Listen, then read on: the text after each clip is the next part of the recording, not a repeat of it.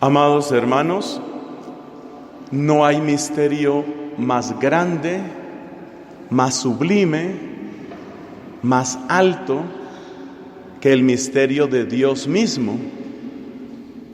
Y ese misterio es el que estamos celebrando de un modo particular en esta fiesta de la Santísima Trinidad. Porque hay tanta altura en lo que la mente humana ha podido encontrar sobre quién es Dios. Es fácil perderse. San Agustín decía que es la parte de la teología, el Tratado de la Trinidad es la parte de la teología donde es más fácil equivocarse, como el que está en una alta montaña por un desfiladero y sabe que puede perder pie y caerse. Así que hay que entrar con gran humildad en estos misterios. Mayor ha de ser nuestro abajamiento cuanto mayor es la altura del misterio que se nos ofrece. Con esa intención de no perdernos, vamos a concentrarnos en 3 preguntas. Primera, ¿cómo se llegó a hablar de una Trinidad? Segunda, en síntesis, ¿qué es lo que enseña la Iglesia sobre este misterio? Y tercero, ¿qué tiene que ver con nuestras vidas? Primero, ¿cómo se llegó a este misterio? No fue a través de la reflexión de filósofos, aunque fueran muy brillantes. Las distintas culturas, por ejemplo, la antigua Grecia, tuvieron personas muy inteligentes que hicieron sistemas de pensamiento bastante amplios y profundos.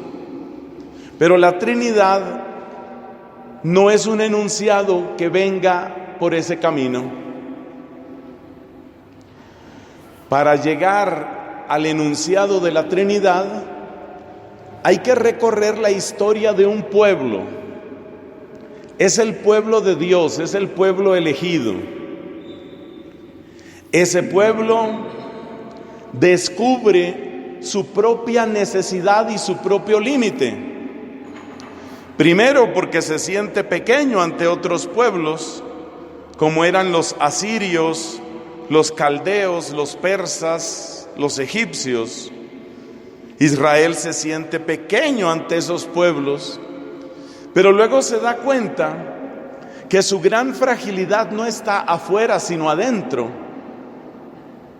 Israel descubre que lleva por dentro rebeldía y pecado, y entonces descubre que necesita salvación. Este descubrimiento tomó muchos siglos, porque lo mismo que los niños pequeños tienen trabajo para reconocer su responsabilidad, sino que fácilmente están acusando a otros, así también Israel tuvo que pasar por mucho tiempo antes de volver la mano sobre sí mismo y reconocer de verdad somos pecadores. Fue sobre todo un acontecimiento, el destierro a Babilonia, lo que podemos decir que obligó al pueblo elegido a darse cuenta de su propia miseria. Necesitamos un redentor. Leemos hacia el final del profeta Isaías una oración clamorosa. Ojalá rasgaras el cielo y bajaras, dice el profeta. Ese redentor llegó de una manera inesperada, sobre todo en el sentido de que las expectativas de ellos eran sobre todo expectativas de independencia y de abundancia, independencia política y abundancia económica. Pero el Mesías trajo un mensaje muy diferente. Se dirigió en primer lugar a los más humildes, a los enfermos, a los excluidos, a los extranjeros, incluso a los pobres. Lo más paradójico de este Mesías es que el final de su vida no fue algo maravilloso, sino más bien algo incomprensible y frustrante. Murió en la cruz. Por eso sus discípulos quedaron confundidos y decepcionados. Pero por otra parte no podían negar del gran poder que había en ese Cristo. Cristo en griego significa lo mismo que Mesías en hebreo. Ellos se daban cuenta que ese Mesías tenía un poder muy grande de milagros, una autoridad inmensa en sus palabras. Tenía fuerza para expulsar a los demonios y sobre todo tenía una coherencia, humildad, pureza, sinceridad, inocencia, sabiduría, que son fuente de un asombro inagotable.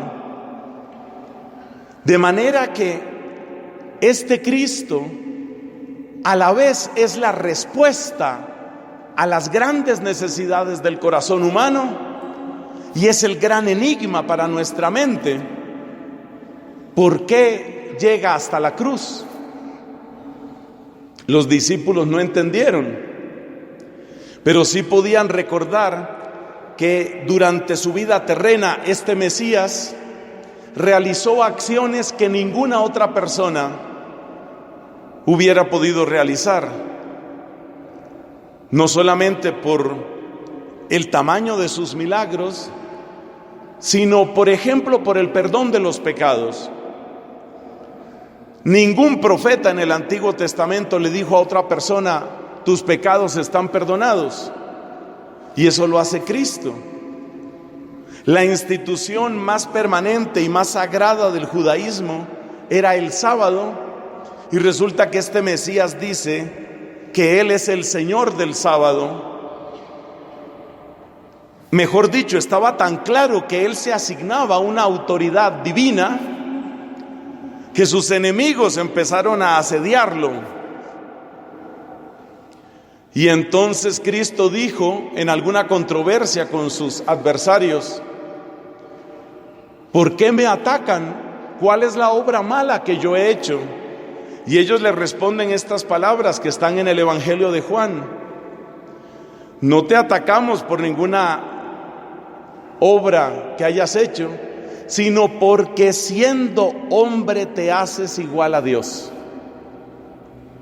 Efectivamente, la manera de hablar de Cristo sobre su Padre crea un abismo de perplejidad.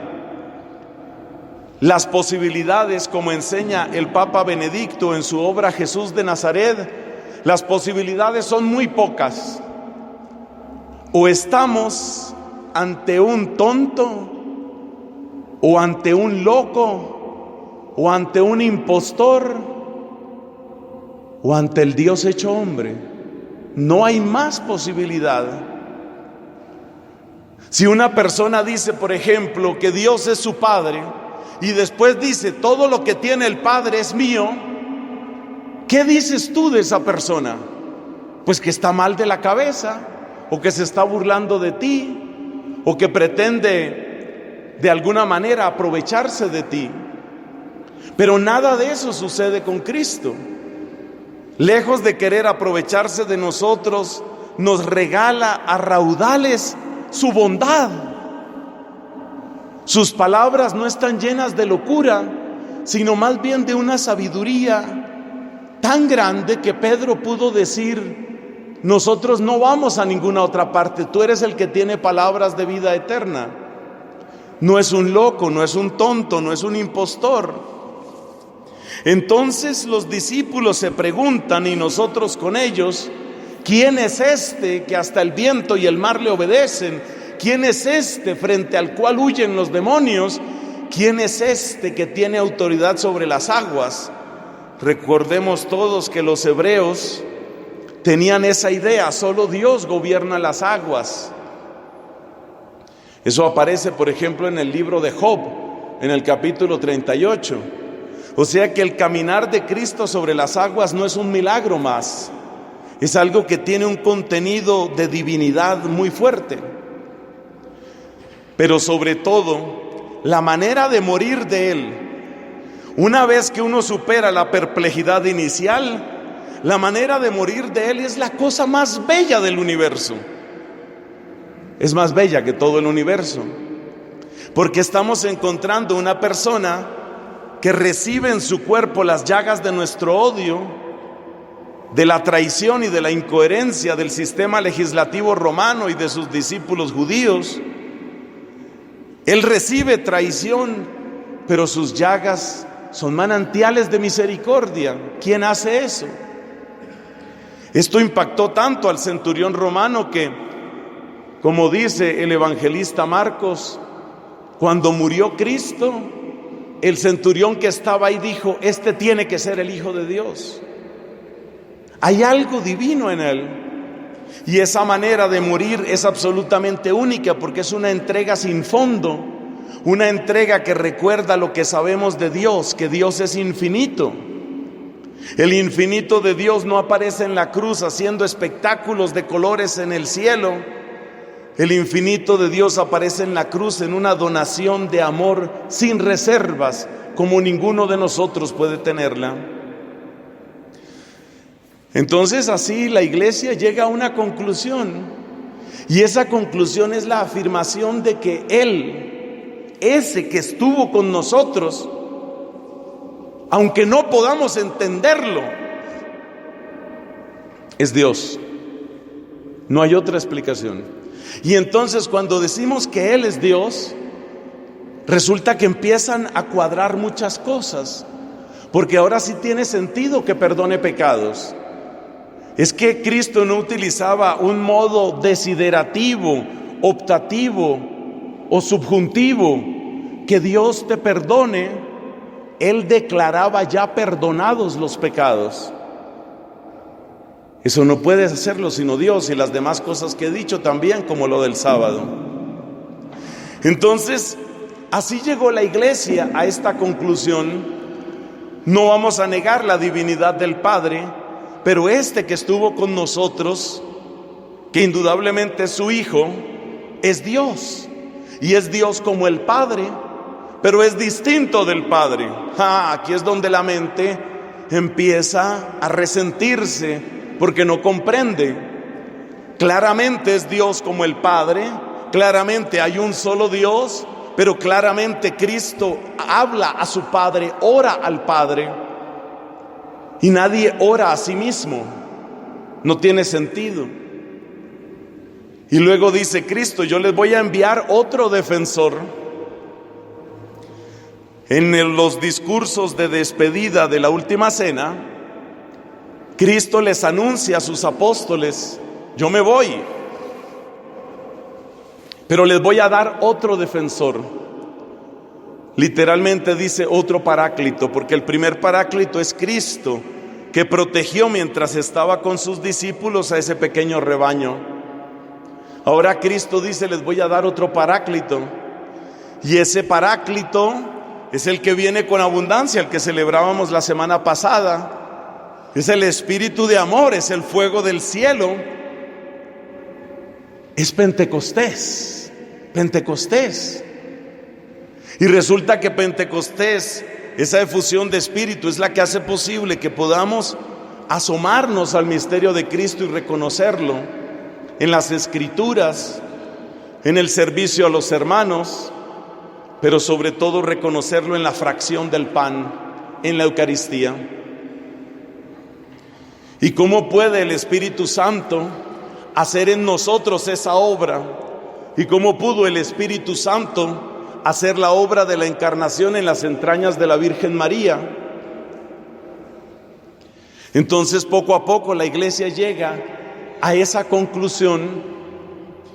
Evidentemente, el Paráclito, el Espíritu Santo, no es Cristo, pero el Espíritu Santo sí es Dios. Tanto que San Pablo dice que nosotros somos templos del Espíritu. Si el Espíritu no fuera Dios, Pablo estaría diciendo que cada uno de nosotros es templo de un ídolo o una cosa parecida. Entonces, por este camino, la iglesia iglesia significa aquí la comunidad cristiana, por supuesto bajo la guía de sus legítimos pastores. La comunidad cristiana fue descubriendo que hay un solo Dios, eso nadie lo niega, pero que ese Dios es Padre, Hijo y Espíritu. Pasemos a la segunda parte, y entonces, ¿qué nos enseña la iglesia?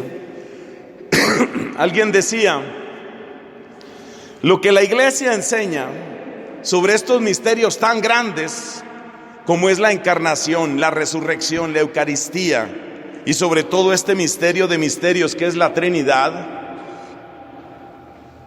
lo que la iglesia enseña se parece mucho a esas líneas que suele haber al lado y lado en las carreteras y que te marcan un límite.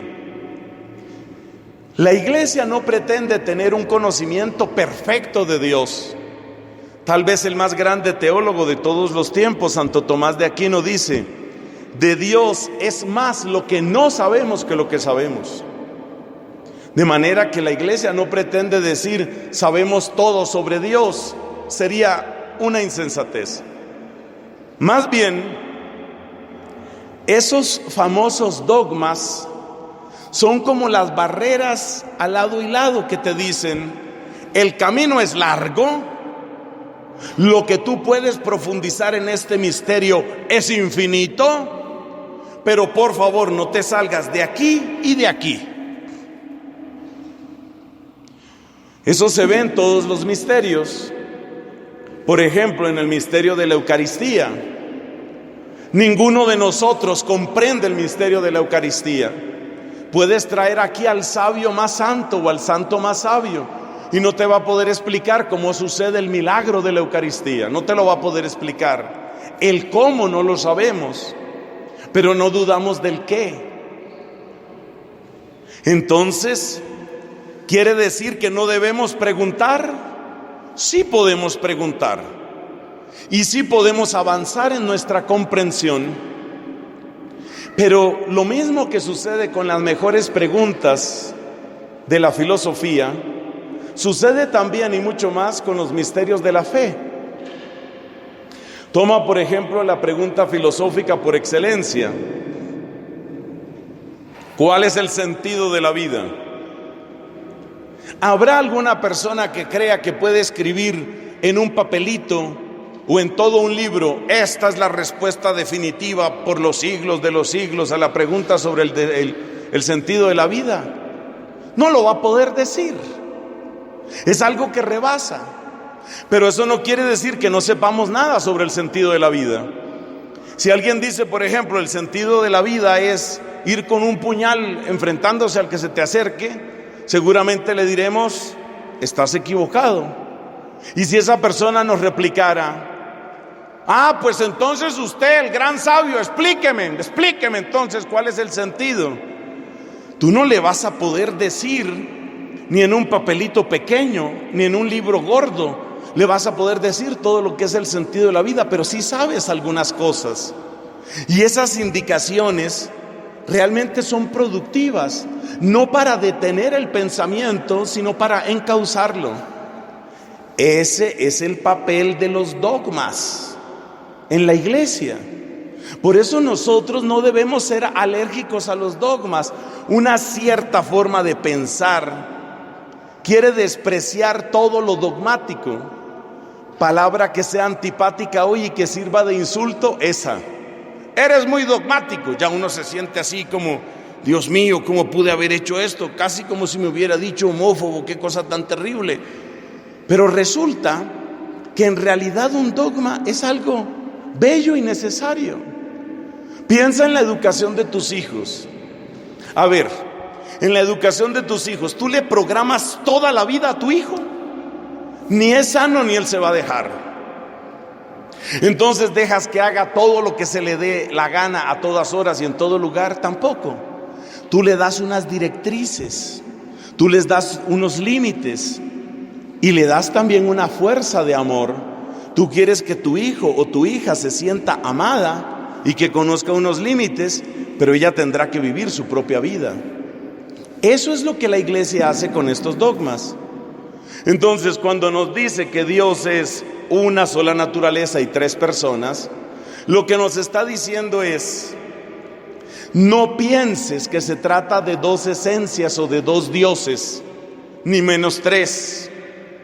Y cuando nos dice que son tres personas, lo que nos está diciendo es: no niegues la revelación bíblica. Porque efectivamente hubo algunos que negaron la revelación de la Biblia. ¿Cómo? Diciendo, por ejemplo, que el Padre y el Hijo eran uno y el mismo, que eran como dos vestidos que se ponía el mismo Dios. Así como cuando yo, para salir a la misa, me pongo la casulla y termina la misa y me quito la casulla, entonces ellos decían: así es el Padre y el Hijo. El Hijo es Dios con casulla y el Padre es Dios sin casulla. No, ahí estás negando la realidad de la revelación, porque está claro que el Padre es distinto del Hijo. Parece que el teólogo que mejor avanzó en esto, porque es el que citan todos los papas y el catecismo de la iglesia, es Santo Tomás. Y la respuesta de Santo Tomás es asombrosa, pero tan profunda que desde luego no podemos desarrollarla aquí. En esencia, lo que dice Tomás, basándose en la Biblia, es que todo lo que tiene el Padre es del Hijo, excepto el ser Padre, y todo lo que tiene el Hijo es del Padre, excepto el ser Hijo. Es decir, que la única diferencia entre las personas divinas no está en lo que tienen, ni tampoco en la manera como actúan. Como ya enseñó claramente San Atanasio, la acción, el actuar de la Trinidad hacia afuera siempre es único, porque todo viene del Padre por el Hijo en el Espíritu, nos enseña San Atanasio. De manera que la diferencia entre las personas no está tanto en el actuar afuera, la diferencia tampoco está en que uno tenga una cosa y otro otra, la diferencia está únicamente en la relación interna que hay entre ellos, y esa relación se establece por medio del modo como uno procede del otro. Entonces el Hijo procede del Padre y el Padre no procede del Hijo. Pero resulta que todo lo que tiene el Padre lo tiene el Hijo, y todo lo que tiene el Hijo lo tiene el Padre, excepto esa relación que proviene del hecho de proceder de un modo distinto. Bueno, esa es la manera como Santo Tomás aborda esta cuestión, y San Juan Pablo II y el Catecismo de la Iglesia hacen eco a esa propuesta de Santo Tomás. ¿Quiere decir eso que Santo Tomás ya entendió la Trinidad? No. Quiere decir que Santo Tomás supo reteñir muy claramente esas líneas para decirnos: cuidado con lo que dices del Padre y cuidado con lo que dices del Hijo.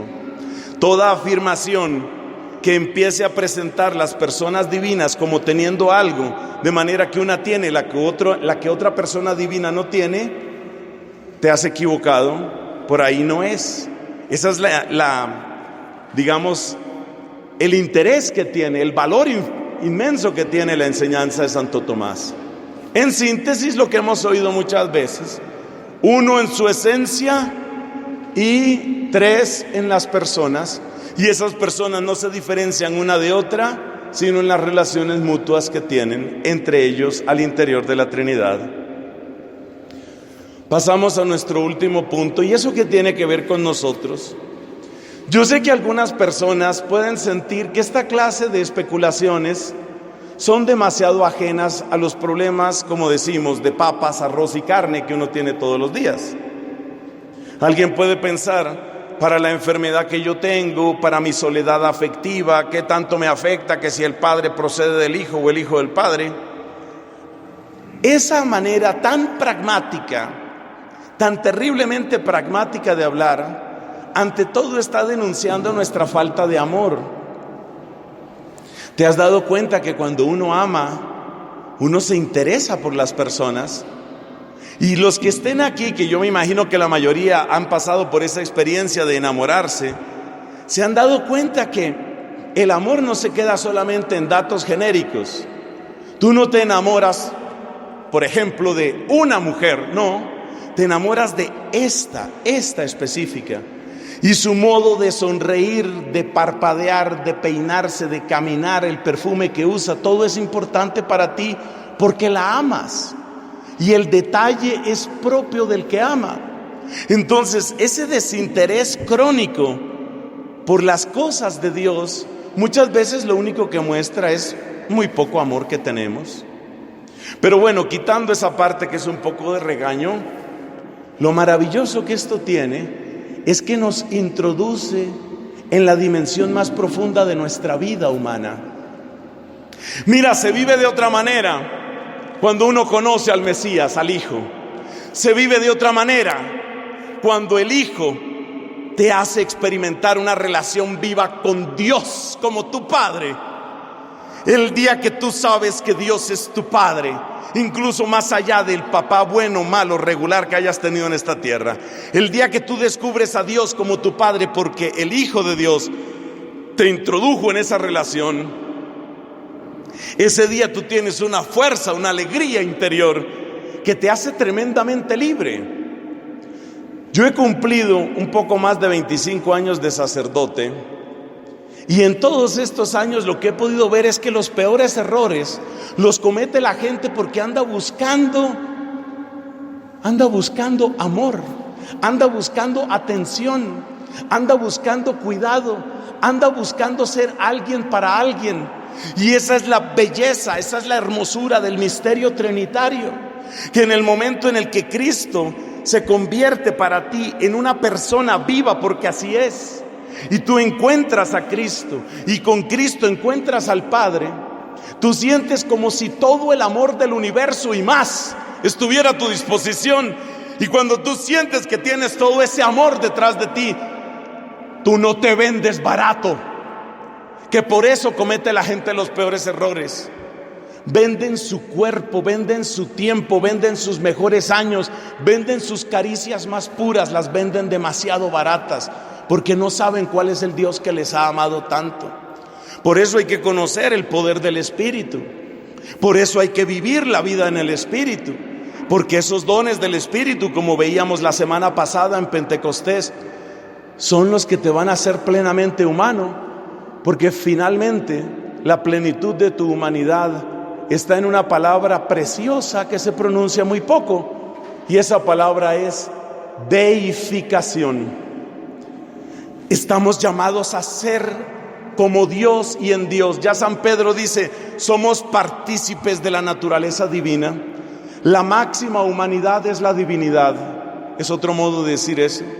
Y la máxima humanidad alcanza la divinidad solamente por la acción del Espíritu, que es el que nos introduce de lleno en el misterio trinitario. Consigna a vivir este misterio, a conocerlo, a profundizarlo con amor y con humildad, y a llevarlo a nuestros hermanos. Te aseguro que cada persona que se sabe tan radicalmente amada es una persona radicalmente libre.